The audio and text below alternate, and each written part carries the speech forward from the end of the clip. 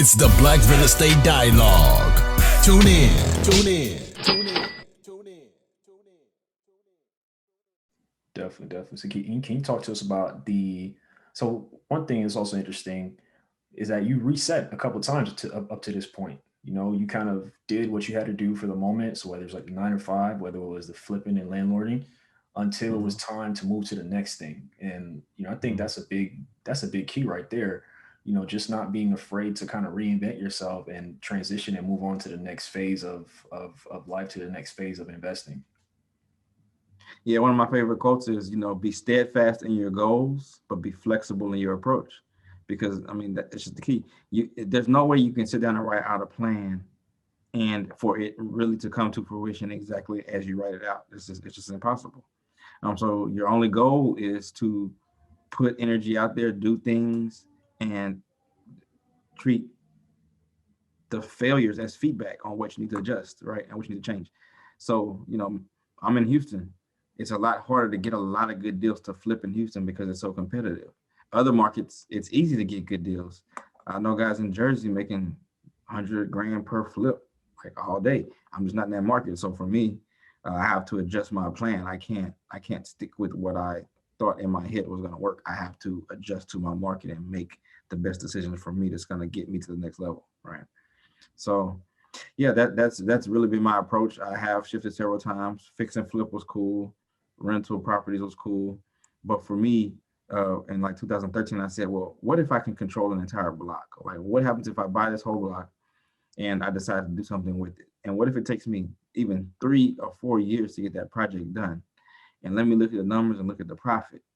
And let me compare that to if I'm flipping maybe one house every 2 or 3 months. And let me see what those numbers look like. And so what it equated to was me waiting those 3 years to do a bigger project yielded me a bigger return and with less stress.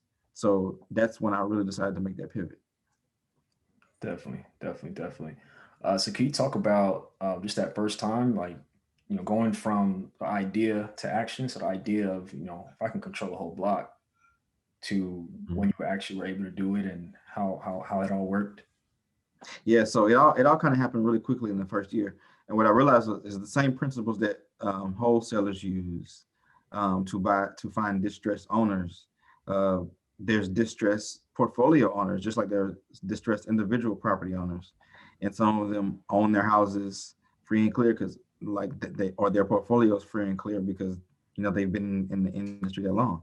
So for me, it became targeting real estate portfolio owners that have no debt on the property. So either they've paid off the mortgage because they've owned it so long, or they've inherited it. And that second generation, man, they fumble the ball a whole lot when it comes to real estate. And so that's why I always correct people when they say real estate is generational wealth. It's really not. It's financial freedom for you, unless you have put the right systems and the right management in place so that whether your kids want to actively be landlords or not, then that those assets are still performing for them. And most of the time, it doesn't happen. Every big acquisition I've made through creative financing, which is seller finance, owner financing, has either been a landlord who's a tired landlord and the kids don't want to deal with what they saw their parents go through, or it's somebody that's already inherited the property and haven't been taking care of it. You know, so yeah, that was my transition. Finding those folks. The first one I found actually was a Jewish guy whose father owned 26 blocks in Fifth Ward, which is an all black neighborhood. And this guy had inherited this block. And I was able to sit down with him and talk to him. And he's like, I want $500,000. And this is when they were calling this neighborhood the Bloody Nickel. It was Fifth Ward. They called it the Bloody Nickel. But I'm like, okay, that's a little bit high. But hey, you're right on the main freeway from the international airport. I can see downtown. I can throw a rock at the Astro Stadium. I was like, I'm willing to play ball. So negotiated owner finance deal with him, give him 10% down, start making payments to him. And that's how I was able to contiguously own a whole block in 2013. So, 2018, when buy the block started becoming trendy, I was like, okay, I've been doing this. It's cool that other people catching on. So, but yeah, man, so that was my transition. Um, and I always buy things that already have some type of revenue already coming from 'em. So this block, it already had some of the houses were leased out. It had an old grocery store that was leased out, but it was sketchy. But I converted it over to parolee housing for the first few years because I could rent the rooms out individually. which generated a lot more revenue while I figured out the development play that I want to do with the property. So Definitely, definitely. Uh, so one thing that I'm picking up already is that you're a very creative guy. yeah, So man, for sure. definitely. So like each part of the story thus far, you use some creativity, some outside of the box thinking to get things done. Oh Um, yeah. so I Yeah, think because that's I mean, big. when like when you look at any institutional process, it wasn't created for us to be successful. It's really created for the successful to be successful, and it's hard for you to get into that circle.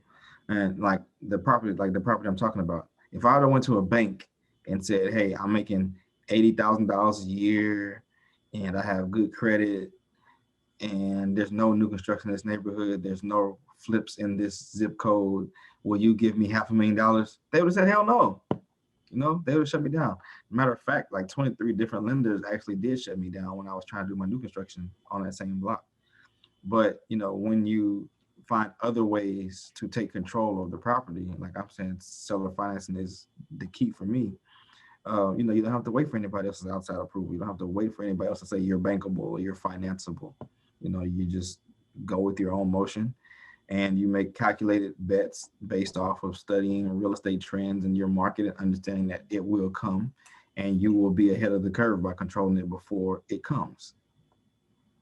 Definitely, definitely.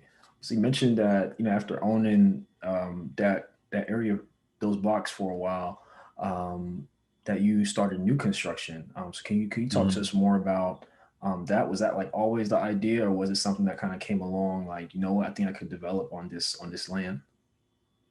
Yeah, so I bought the property in 2013, and like I said, I was watching the development trends in the city, and I knew that it was eventually going to hit this neighborhood. I just didn't know when. So it was a calculated risk, a calculated investment.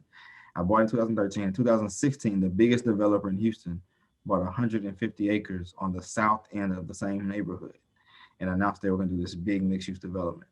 So for me, at that point, I was like, okay, now the bet has paid off. Now what am I going to do? And gentrification is something huge that happens in our communities.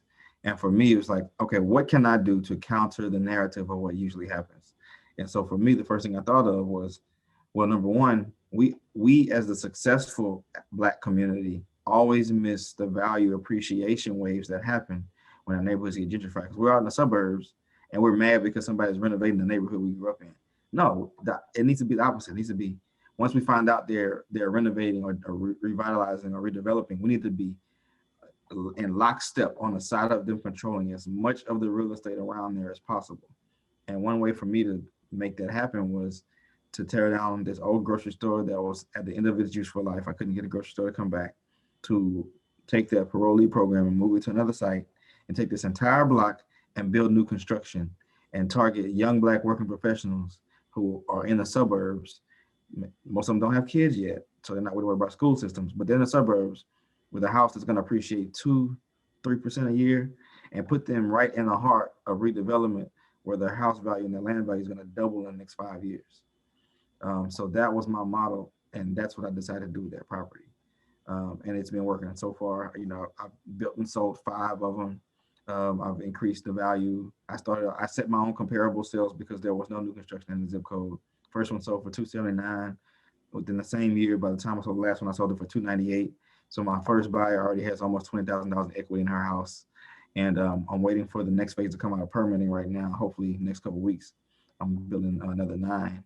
And so those will start right at 300, which is still affordable for the young working professional. And with interest rates where they are. And yeah, everybody that owns a house, I'm guaranteed, I know for sure they're gonna have $150,000 worth of equity in their home in a couple of years. Once that, it's a $2.4 billion development that's gonna be like literally less than a mile away from my development site. So everybody that owns that real estate over there is gonna have tremendous value appreciation. Wow, wow, that's Yeah. incredible, man. That's incredible. Um, so what's that process like? Just doing like the ground up development, new construction, and so forth. What was that like early on, like when you were just starting to get into it, and how has it Mhm. evolved since then? The process it's a difficult process because when you think about every other area of real estate, you are taking control of something that's already in existence, right? But the developer is the one that really comes up with the vision and takes something that does not exist and makes it a reality. And so it's a lot to that process. It's the longest process of all real estate careers or real estate professions, because there's a long permit process, there's a long approval process, then you have a build process, and then you have a sale process. So that could be 2 or 3 years easily, where you can flip a house in 3 months, or 2 months from the time you buy it, flip it, get a contract on it, and go to closing 30 days later. That can happen in 3 months. Hi everyone, Sam here from the Black Real Estate Dialogue.